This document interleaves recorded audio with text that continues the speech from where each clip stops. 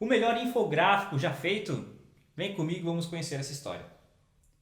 No seu auge de 1812, o exército de Napoleão Bonaparte começa a campanha russa, mas mais precisamente em junho de 1812, começou aqui na Lituânia, em Kauno. Vocês podem ver no mapa aqui. Aqui começa com 422 mil soldados e vai caminhando aqui sentido a Moscou, na Rússia. Tá? Ali vocês conseguem ver o tamanho da linha, a espessura é o número de soldados. Então a direção para o nosso lado aqui é a direção da ida e a parte preta aqui embaixo, que ele volta aqui caminho para a França, tá? Então eu vou explicar esse gráfico que por Edward Tufo foi considerado o melhor gráfico já feito, né? Melhor infográfico, onde ele tem 6 eixos. Ele tem tamanho do exército, que é a espessura, tá? Ele tem a localização geográfica, onde nós temos aqui a latitude e longitude. Nós temos aqui a distância percorrida. Nós temos a direção do exército, que é da ida e da volta. E depois nós temos a temperatura da volta, aqui embaixo no nosso gráfico.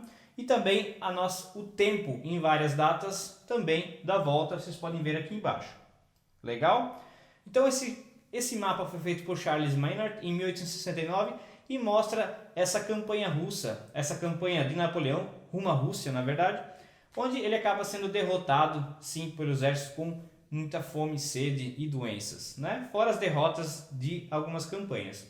Então vamos olhar aqui com calma esse gráfico, esse infográfico, como é que funciona. Então aqui no começo da campanha na Lituânia ele tinha 422 mil soldados, ok? Então ele parte aqui rumo à Rússia.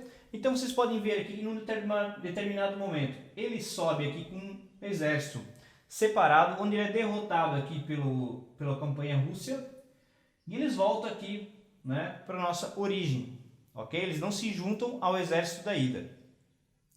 Então aqui já se torna aqui, vocês podem ver como ele vai perdendo os exércitos, né, os soldados, o número de soldados.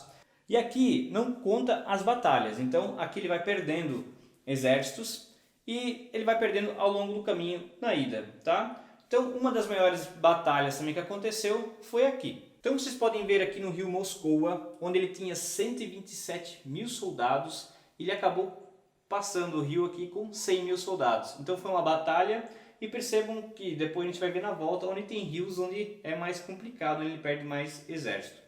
Então aqui ele começa aqui já está com 127 mil e vai para 100 mil. Então, ao longo do seu caminho a sentido de Moscou, a Rússia ela foi tendo frentes de batalha e foi recuando. Então ele ia nas frentes de batalha recuando. Até chegar em Moscou, né? Vocês podem ver aqui, em Moscou aqui, ele chega com 100 mil soldados. O que o imperador da Rússia fez? Ele mandou queimar tudo em Moscou, né? Napoleão se considerou vitorioso depois daquela batalha naquele rio. Então ele se considerou vitorioso, então lá o imperador da Rússia mandou queimar toda a terra lá em Moscou.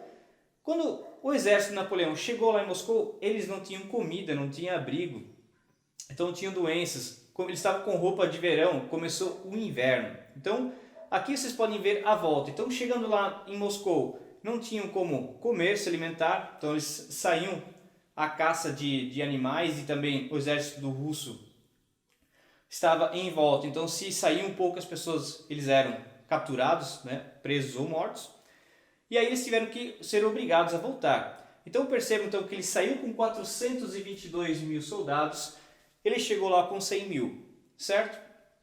E agora ele volta sentido lá na Lituânia. Lógico, ele volta para a França, Paris, né? Ele deixa seu exército e depois volta para Paris para manter o seu império, né? Vocês percebem que ele vai perdendo um tamanho considerável do exército, né? Isso acontece por causa do frio. É muito frio, fome e doenças. Então nessa volta aqui foram perdendo muitos soldados. Percebam que em um determinado momento aqui ele se junta com aquele exército que perdeu a primeira batalha. E você tem um pequeno acréscimo aqui de soldados. Então aqui você já consegue ver que ele tinha 20 mil soldados e aumentou para 50 mil o número de soldados. Agora, aumentou um pouco o tamanho do exército, eles estão sentido a volta. Aqui embaixo vocês podem ver temperaturas que chegaram aqui a menos 21 graus.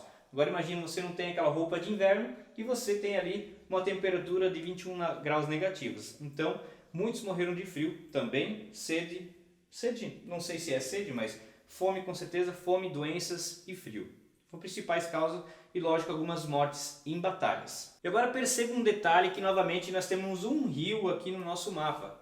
Então olha só quantas pessoas ele perdeu. Então de 50 mil que tinham se juntado ao exército aqui, restou apenas 28 mil só atravessando um rio novamente. Então um rio, né, esses rios aqui não eram tão estreitos no inverno daqueles, então era muito complicado atravessar esses rios, né? Então aqui já você vê uma considerável diminuição de número de soldados novamente. E agora chegamos no final do nosso mapa aqui, vocês percebem que ele chegou aqui com 10 mil soldados.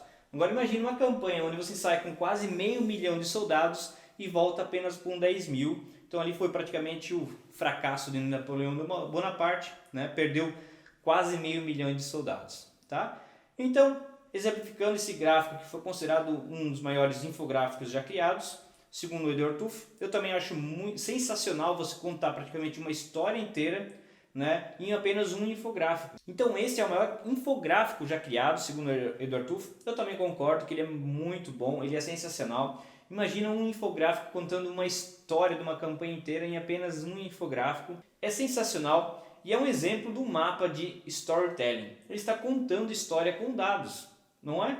Então, basicamente é um resumo do que é storytelling. Esse infográfico é um exemplo perfeito para você saber o que é storytelling, que é a arte de contar histórias com dados. Legal? Espero muito que vocês tenham gostado desse vídeo, desse formato também. Tentei fazer algo diferente para vocês, para entrar na mente sobre storytelling, como a gente pode contar histórias com dados.